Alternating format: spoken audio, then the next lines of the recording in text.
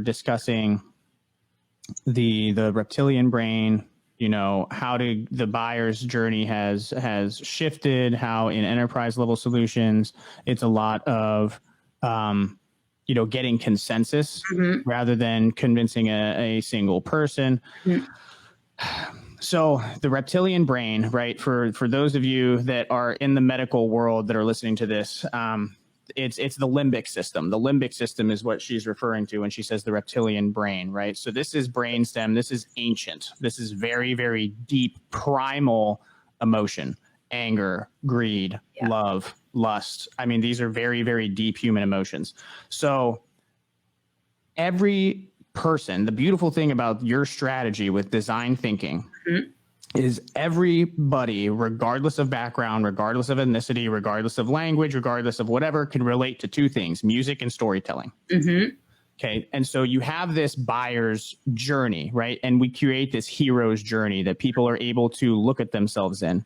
And if you go back and you listen to somebody like Joseph Campbell, who gives a lot of these lectures on the art of the story, right? You start with an origin, and there's always a call to adventure.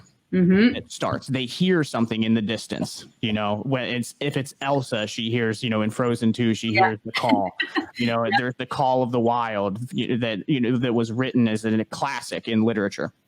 But there's always this call to an adventure. And that's your responsibility as the salesperson, is to take this hero that is your client and give them a call to adventure. This is this new land that we can go and explore. The interesting piece is when you start to get into that call, there's always a threshold guardian. That's what Joseph Campbell would call it.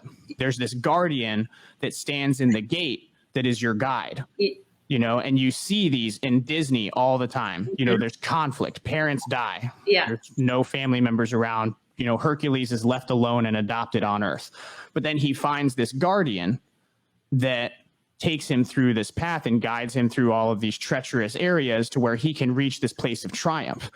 Now, you also said that sales is a mixture of an art and a science, right? So the art piece is that relationship formation. The science piece is when you paint that journey, when you talk about the story and you empathize and you allow that person to see themselves as a hero in their own archetypal story. On the science side, it actually releases oxytocin in the limbic system and chemically forms a bond with you. When you tell the story. When you tell the story.